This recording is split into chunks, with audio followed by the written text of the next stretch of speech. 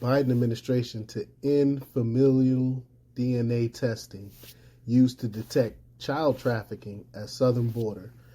Now, there's only one reason someone would want to get rid of that, and that's because they want the child trafficking to happen. What other reason would you get rid of the DNA testing to make sure that people are families like they say they are, and make sure that these kids aren't being trafficked? But before we get started, go ahead and hit that like button, share this out so we can get this information out there. Subscribe if you're not already a subscriber, and hit that alarm bell so you know when I'm putting out new stuff. Also, check out my link tree in the description. It has a link to my Patreon where I talk about things I can't talk about here. There's also a link to my Instagram and my merch store where I have I Will Not Comply t-shirts as well. Also, check out jjthepsychotherapist.com for news. All right, let's talk about this news.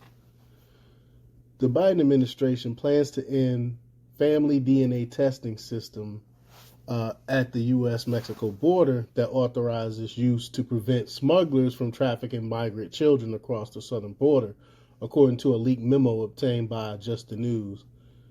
U.S. Customs and Border Protection, CBP, officials were notified that Familial DNA contract with BODE Technologies, a DNA testing service contracted with law enforcement and identification markets for over 25 years, will end on May 31st, 2023, and all familial DNA testing will conclude on that date. CBP authorities begin implementing the DNA testing program under the Trump, under the Trump administration, quote, following a court order related to the separation of migrant children from their families and evidence drug cartels were using children to create fake family units to sneak illegal immigrants across the border, according to the outlet.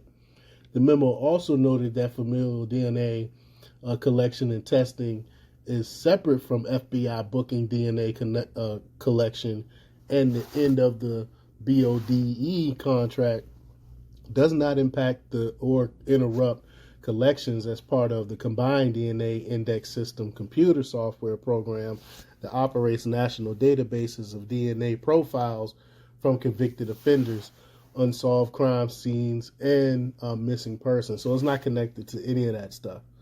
A spokesperson for CPB did not return requests for comments by the Daily Wire. Immigration and Customs Enforcement, or ICE, awarded BODE Technology a potential 5-year contract at $17.3 million in 2020 after the agency identified 11 locations on the southwest border where the influx of immigrants became prevalent. And Derek Benner, ICE HIS Executive Associate Director, said the goal of rapid DNA testing remained twofold. First, to protect children from being smuggled across the border by ensuring they are with their parents and not being used as pawns by individuals attempting to exploit immigration loopholes, Benner said, according to Defense Daily. And second, to identify and stop the criminal organizations that are generating false documents and supporting child smuggling. Quote, it's clear on-site DNA testing has a strong deterrent effect, and HIS agents witnessed multiple instances of individuals confessing to faux families prior to being tested as well, Benner added.